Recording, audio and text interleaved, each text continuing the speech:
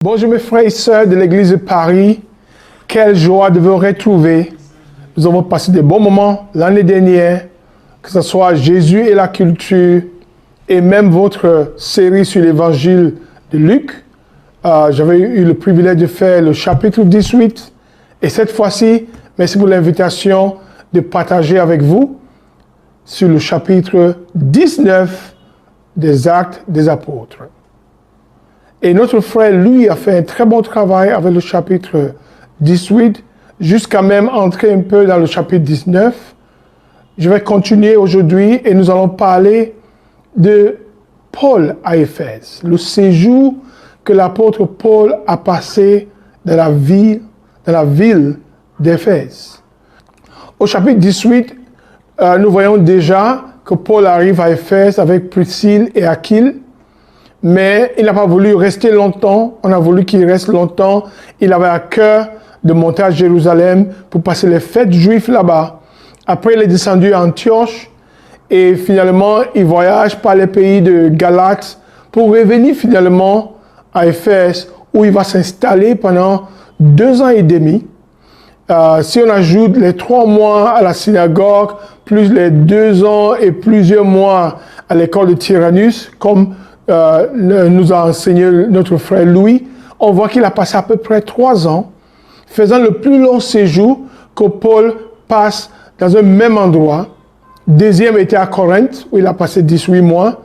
Et nous savons qu'à cause du fait que la ville d'Éphèse était vraiment une ville stratégique de l'époque, que ce soit sur le plan politique, économique, religieux, nous allons voir ça au chapitre 19, et même culturel, une ville cosmopolite. Paul voit dans cette ville vraiment l'opportunité d'avoir un impact non seulement sur la ville d'Éphèse, mais la sous-région, l'Asie mineure, et il finit par avoir beaucoup d'impact sur des villes environnantes, que ce soit Colosse, Laodicée, Hiérapolis. Plusieurs de ces villes sont impactées par son séjour. Et en quelques scènes, nous voyons Luc, ici au chapitre 19, nous donner vraiment un aperçu vivant de son séjour à Éphèse. Notre frère Louis a parlé de sa rencontre, tout d'abord avec des 12 disciples, entre guillemets, qui ne connaissaient que le baptême de Jean et ignoraient même l'existence du Saint-Esprit. Par la grâce de Dieu, le 7 avril, en 10 jours, pour le mi-semaine, on aura le temps de parler des sujets controversés et même des fausses doctrines au sujet du Saint-Esprit. On aura le temps de parler beaucoup plus en profondeur de ces choses-là. Et aussi, Paul passe, il va à la synagogue, et après maintenant, les cœurs s'endurcissent, il y a une persécution qui surgit là-bas, et nous voyons Paul maintenant abandonner la synagogue pour enseigner dans l'école de Tyrannus. Et il y a une traduction, ou bien la tradition même qui parle du fait qu'il enseignait souvent de 11h jusqu'à 16h, 5 heures du temps. Probablement qu'il passait la matinée en tant que faiseur de tente à travailler dans son métier. Et ensuite, de 11h jusqu'à 16h, il a beaucoup enseigné. Et nous comprenons quel impact ça a eu. Vraiment, c'est probablement à cette époque que remonte même la fondation de cette église auxquelles Jésus s'adresse dans le livre d'Apocalypse, chapitre 1, verset 11, et tout le chapitre 1 et 2 et 3, pardon, 2 et 3 parlent en fait des lettres écrites adressées à cette église, et aussi des communautés qui émergent, comme je dis avant, que ce soit Colosse, Hiérapolis, Laodicée. C'est l'impact du ministère de Paul. Alors que je pense à l'école de Tyrannus, ça me fait penser à l'impact non seulement du ministère de l'enseignement, mais comme c'était dans une école, ça me fait penser au ministère du campus. J'ai connu ce ministère, j'ai eu à travailler dans le ministère du campus à Abidjan en début des années 2000, et on est parti d'un groupe de 99 personnes, je me souviens, jusqu'à l'église. Le ministère du campus était monté à Abidjan à un moment donné jusqu'à 400 et plus de membres, presque 500 membres. Il y a quelque chose avec ce ministère. C'est les jeunes, ils sont rêveurs, ils étudient en quelque sorte en plein temps, et tous ces éléments mis ensemble crée vraiment une atmosphère extraordinaire de croissance. Alors ce ministère que Paul a connu à Tyrannus me fait penser à ça. Ensuite, tous ces prodiges de l'apôtre accomplis par l'apôtre finissent par provoquer des confrontations même avec les magiciens indigènes de l'époque. Et nous allons voir que le résultat final de ces confrontations nous rappelle un peu Jean chapitre 20, versets 30 à 31, qui parle du fait que Jésus avait fait beaucoup de miracles, mais ce qui a été écrit pour que nous puissions croire en Jésus. Alors, Luc, dans sa manière d'écrire, il va tirer les leçons dans sa manière d'écrire. Alors, lisons ensemble Actes chapitre 19, de verset... on va continuer là où notre frère s'est arrêté. Commençons au verset 11, Acte 19. Dieu faisait des miracles extraordinaires par l'intermédiaire de Paul, au point qu'on appliquait sur les malades des linges ou des mouchoirs qui avaient touché son corps. Les maladies les quittaient et les esprits mauvais sortaient d'eux. Quelques exorcistes juifs ambulants essayaient de prononcer le nom du Seigneur Jésus sur ceux qui avaient des esprits mauvais. Ils disaient: nous vous conjurons par le Jésus que Paul prêche. Ceux qui faisaient cela étaient 7 fils de Sheva, un juif chef des prêtres. Les esprits mauvais leur répondit: je connais Jésus, et je sais aussi qui est Paul, mais vous, qui êtes-vous? Alors l'homme qui avait l'esprit mauvais en lui se jeta sur eux, les maîtrisa tous et les maltraita de telle sorte qu'ils s'enfuirent de cette maison nus et blessés. Vraiment embarrassant. Cela fut connu de tous les habitants d'Éphèse, juifs et non-juifs. La crainte s'empara de tous et on célébrait la grandeur du nom du Seigneur Jésus. Vous voyez, Luc tire les leçons de ce qui s'est passé là. Non seulement c'est connu de tous, mais la crainte s'empara de tous. Et on célébrait la grandeur du nom du Seigneur. Il parle aussi du fait que beaucoup de croyants venaient reconnaître publiquement ce qu'ils avaient fait. Un grand nombre de ceux qui avaient pratiqué la magie apportaient leurs livres et les brûlaient devant tout le monde. On a connu des expériences comme ça à Abidjan. Il y a même des frères qui ont brûlé les fétiches avant le baptême. On a vu ça au campus, on a vu ça avec les frères comme les Émile Goran, dont le fils doit être là-bas en France avec vous. On estima la valeur à 50 000 pièces d'argent. C'est ainsi que la parole du Seigneur se propageait et gagnait en puissance. Vous voyez, Luc, il ne rentre pas trop dans les détails par rapport à tout ce qu'on a vu avec l'exorcisme, mais il tire les leçons importantes que cela fut connu de tous les habitants d'Éphèse. Et à cause de ça, la crainte s'empara de tous et on célébrait non seulement la grandeur du nom du Seigneur, mais c'est ainsi que la parole du Seigneur aussi s'est propagée et gagnait en puissance. On voit ici l'impact de l'enseignement. Même dans le chapitre 5, plutôt, de Actes, on voit qu'il y avait beaucoup d'enseignements. On accusait les apôtres d'avoir rempli tout Jérusalem de leur enseignement.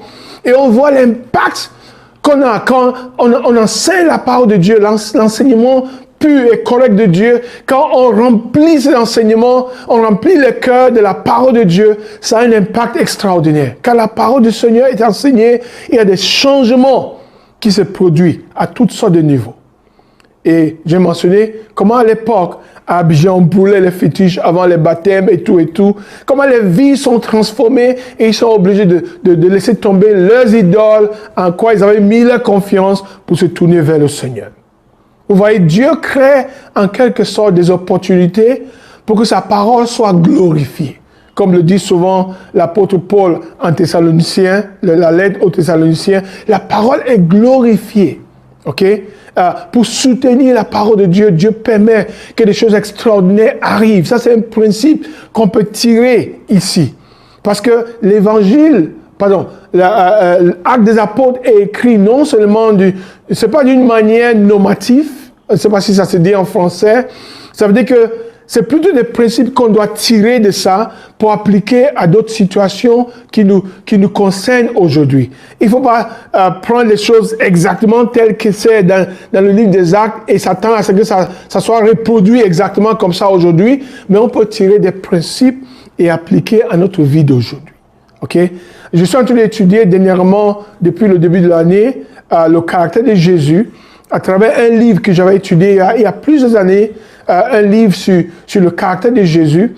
Et il y a une sœur qui m'a même proposé de commencer une série de podcasts là-dessus, ce que je fais déjà en anglais et après je commence en français. Mais je constate que cette étude est en train de... Dieu me donne les opportunités de pratiquer ce que j'étudie et ce que j'enseigne. Il y a des situations que je connais avec mes frères où avant j'allais perdre vraiment, j'allais devenir impatient, se mettre en colère. Mais je vois que le caractère de Jésus, comment Jésus gérait les situations difficiles, c'est en train de m'aider et ça m'aide à changer comment je réagis devant de telles situations. Et que ce soit sa compassion. Dernièrement, j'ai eu à voyager pour aller à Abidjan, pour aller soutenir notre frère Fulbert. Bien sûr que la plupart de vous êtes proches de notre sœur Huguette, que le Seigneur a rappelé, mais je ne pouvais pas supporter vraiment vivre ça de loin. Jésus est un homme de compassion. Jésus est un homme rempli d'amour, un homme d'empathie, même sa fixation. Je vois combien, plus j'étudie sur Jésus, plus Dieu me donne les opportunités de pratiquer ce que je remplis mon cœur, c'est ce que je me nourris avec, Dieu me donne les opportunités de pratiquer cela. Alors, même dernièrement, j'ai commencé à documenter l'histoire de l'Église en Afrique francophone, surtout durant mon séjour là-bas à Abidjan. Et je constate que maintenant que je passe du temps à étudier le livre des Actes, en préparant même cette classe, je me retrouve en train de m'identifier avec le docteur Luc qui a fait la même chose. On voit des parties dans le livre des Actes où il parle de nous. En acte 16, on constate qu'il était là avec l'apôtre Paul.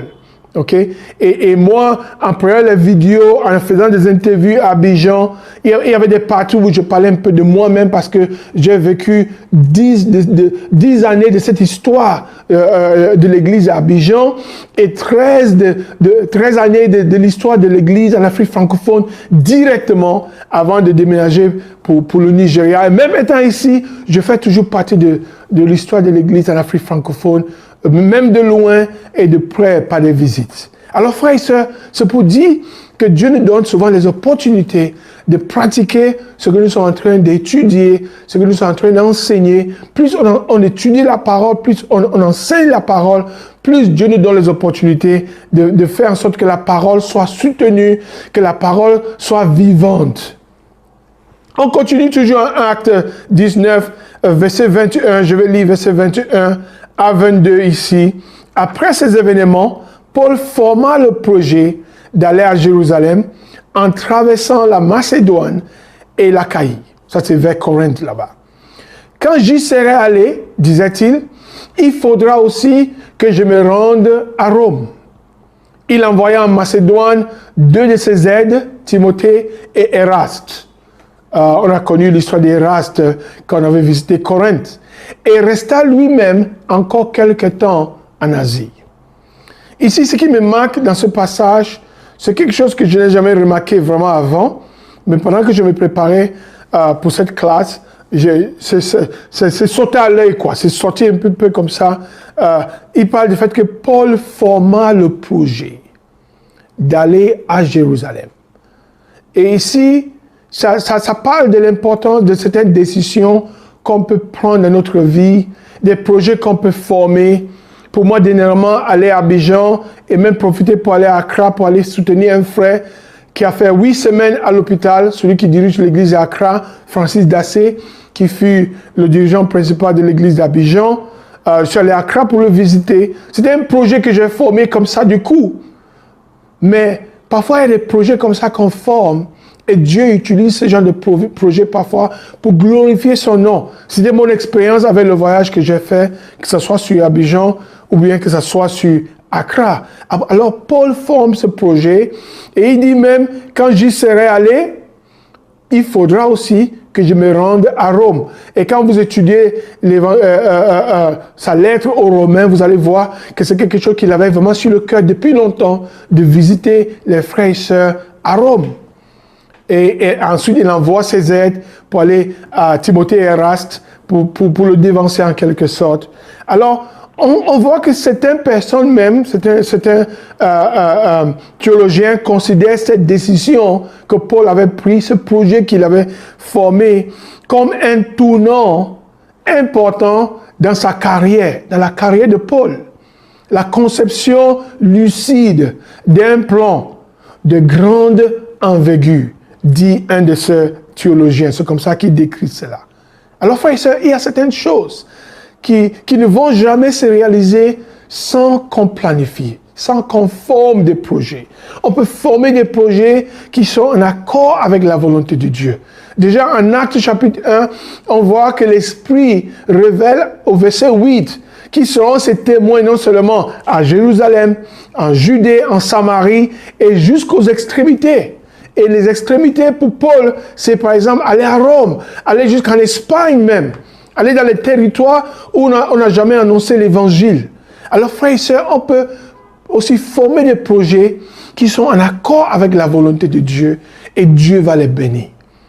Moi, je me souviens de la décision que j'avais prise en 1994, étant jeune étudiant à Berlin, à l'Université technique de Berlin, de quitter l'Europe, arrêter les études et d'aller faire partie de l'équipe missionnaire qui devait quitter Abidjan pour aller commencer l'église à Douala au Cameroun où je suis né.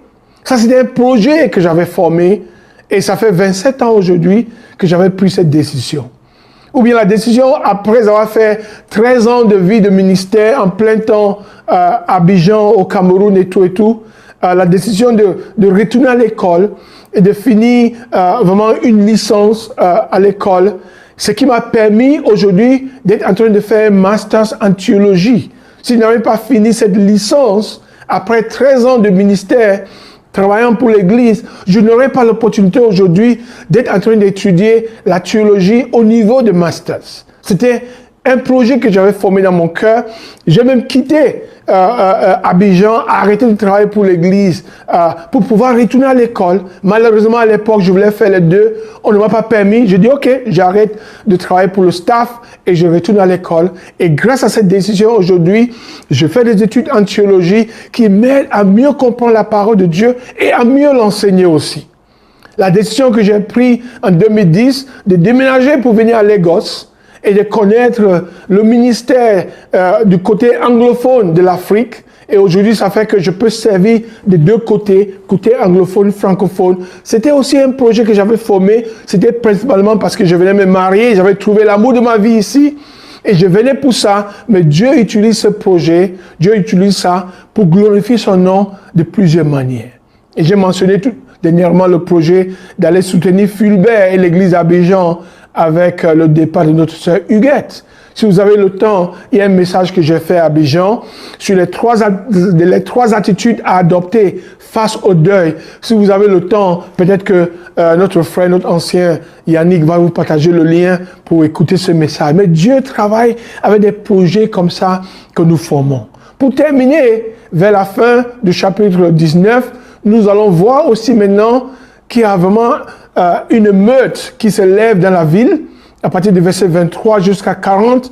On n'aura peut-être pas le temps de lire tous ces versets, mais en le résumé, c'est que la guilde locale des orfèvres, les orfèvres, faisait un commerce lucratif des statuettes de la grande Artémis dans des niches d'argent.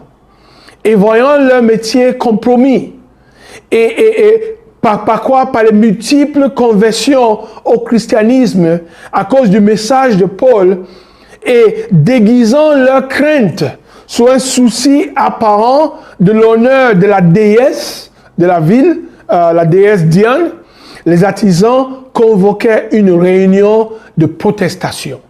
Voilà en quelque sorte ce qui se passe là-bas du verset 23 jusqu'à 40. Permettez-moi de lire quelques parties ici de Actes 19, à partir du verset 23. À cette époque, il se produisit un grand trouble au sujet de la voix du Seigneur. En effet, un orfèvre du nom de Démétrius fabriquait des temples d'Artémis en argent et en procurait un gain considérable aux artisans. Il les rassembla avec ceux qui exerçaient une activité similaire et dit: vous savez que notre prospérité dépend de cette industrie. Voilà la vérité. Mais ils vont maintenant chercher à masquer ça après. Et vous voyez et entendez dire que non seulement à Éphèse, mais dans presque toute l'Asie, ce Paul a persuadé et détourné une grande foule en disant que les dieux fabriqués par la main de l'homme ne sont pas des dieux. Cela risque non seulement de discréditer notre activité, notre commerce, notre business. Voilà le vrai problème. Mais il va essayer de masquer aussi sur le plan spirituel et religieux. Mais aussi, ça risque de réduire au néant l'importance du temple de la grande déesse Artémis. Et même de dépouiller de sa majesté celle que toute l'Asie et le monde entier vénèrent. Vous voyez? C'est cette adoration de la grande déesse qui les permet de faire leur commerce. Voilà le point que je voulais faire ici. Mais il essaie de masquer ça avec une certaine religiosité. Mais le vrai problème, c'est que leur activité commerciale est en train d'être dérangée par la prédication de l'apôtre Paul. Voilà le vrai problème. Il y a des parallèles comme ça aujourd'hui avec ce qu'on appelle souvent l'évangile de la prospérité. On connaît beaucoup de ça ici en Afrique, et je pense même en Europe, vous connaissez ça là-bas aussi. Ça commence déjà dans les évangiles. On va voir en Jean 16, Jean chapitre 6, on voit Jésus qui dit: vous ne me cherchez pas parce que vous avez compris le sens de mes miracles, mais parce que vous avez mangé du pain. C'est le pain qui vous intéresse. OK? Et le cœur de l'homme n'a pas changé jusqu'à aujourd'hui. Ça reste le même. Les gens vont à l'église pour le networking. On connaît les églises comme ça ici au Nigeria. Tu vas là-bas pour connaître les gens qui vont te donner des marchés et tout et tout. C'est plus pour le networking. C'est les ressources humaines, c'est les business, c'est les affaires. Mais on masque ça avec beaucoup de religiosité, des paroles religieuses. Ça se passe toujours jusqu'aujourd'hui. On voit que ça s'est passé là-bas en Actes chapitre 19. Et vers la fin du chapitre, on voit un homme, un secrétaire de la ville qui a usé de sagesse, de diplomatie pour arrêter vraiment les émeutes. Et là où les émeutes se sont passées, Christian et moi et les frères qui étaient dans le groupe, on était, je pense, 85 frères venant de 17 pays et j'étais le seul représentant venant de l'Afrique. Voilà la photo. Vous allez voir la photo du groupe. Et il y a aussi la photo que j'ai prise avec le frère Christian. Mais frères et sœurs, c'est incroyable comment cet homme a usé de sagesse pour vraiment détourner une foule qui avait rempli ce stade qui prend à peu près 24 à 25 000 personnes. Il a usé de sagesse pour les détourner, pour les persuader d'arrêter de protester. Et je pense que dans la vie comme ça, c'est important qu'on puisse vraiment avoir ce genre de sagesse, de diplomatie. C'est quelque chose que j'ai beaucoup appris de quelqu'un comme Hervé Florent, qui fut une fois dans le début de la mission là-bas à Paris. Il fut votre dirigeant de chant. Hervé m'a formé et élevé dans le ministère. C'est un homme rempli de sagesse. Et j'apprends beaucoup de lui dans les choses. Comment parler aux autres, comment s'adresser aux autres. C'est important que dans le ministère, on sache comment parler aux autres. Et je vais terminer avec les premiers versets de Actes chapitre 20, versets 1 à 6. Lorsque le tumulte eut cessé, Paul fit venir les disciples et les encouragea. Puis il prit congé d'eux et partit pour la Macédoine. Il parcourut cette région en adressant de nombreuses paroles d'encouragement aux croyants et se rendit en Grèce, où il séjourna 3 mois. Et je pense que c'est là-bas qu'il a écrit l'épître aux Romains, à partir de Corinthe. Il était sur le point d'embarquer pour la Syrie, mais comme les Juifs formaient un complot contre lui, il décida de repartir par la Macédoine. Il avait pour l'accompagner jusqu'en Asie Sopater de Bérée, fils de Pyrrhus, Aristarque et Sécounus de Thessalonique, Gaius de Derbe, Timothée, ainsi que Tychique et Trophime, originaires d'Asie. Ceux-ci prit les devants et nous attendit à Troas. De notre côté, après la fête de pain sans levain, nous avons embarqué à Philippe et au bout de 5 jours, nous les avons rejoints à Troas où nous avons passé 7 jours. Je mentionne cette partie pour dire juste quelque chose à propos du verset 4. On voit qu'il y avait un groupe de jeunes missionnaires qui accompagnait Paul. On voit Paul qui avait toujours un plan de succession, en quelque sorte, pour élever des jeunes missionnaires. On voit ses convictions en 2 Timothée 2, verset 2, où il parle à Timothée, il dit, tout ce que tu as reçu de moi, devant les témoins et tout, enseigne à des personnes fidèles, capables d'enseigner à d'autres. Paul avait toujours en vue comment faire passer la torche aux autres. Et frères et sœurs, aujourd'hui, que ce soit les corps de mission qu'on a en Europe, on en a ici à Lagos, on vient de commencer une autre en Afrique du Sud, à Johannesburg, il y en a aux États-Unis, les Philippines, à l'Inde. Ça, c'est les jeunes qu'on est en train de lever pour passer la torche. Et ça, c'est quelque chose qui me passionne personnellement beaucoup. Il y a un besoin, frères et sœurs, de passer la torche à la prochaine génération. Nous, les anciens qui sont là depuis 15, 20 ans et plus, 30 ans et plus, qui est en train de se lever autour de toi. J'ai commencé un groupe de jeunes frères, de 12 frères, il y en a qui ne sont pas jeunes, mais 12 frères éparpillés dans 8 pays en Afrique, avec qui je me rencontre. J'ai eu la rencontre avec eux hier samedi, une fois par mois, on fait 2 heures de temps en ligne pour pouvoir les enseigner. C'est une chose importante à propos de l'enseignement, les équiper par rapport au ministère de l'enseignement.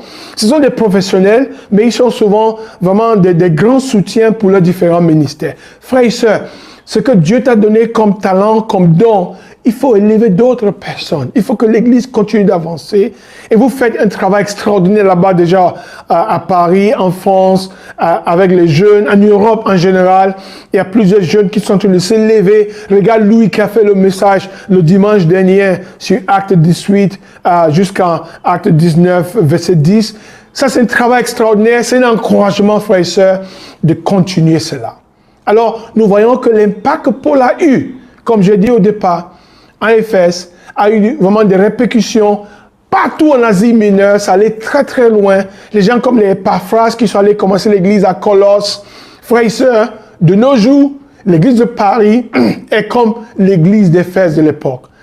Que ce soit l'église de Lagos, l'église d'Abidjan à l'époque, jusqu'à aujourd'hui, c'est toujours la même chose. On a commencé par Abidjan à cause du fait qu'Abidjan, c'est une ville cosmopolite où les Africains de partout viennent là-bas. Soit pour étudier, soit pour le commerce. Et Paris est comme ça. Et Dieu nous donne à des villes piliers comme ça une mission d'aller enseigner la parole et d'élever des personnes qui vont continuer la mission puissamment et répandre la bonne nouvelle un peu partout en Europe. Que Dieu vous bénisse. Merci pour l'opportunité de pouvoir partager ce moment avec vous et qu'à Dieu seul soit toute la gloire. Merci.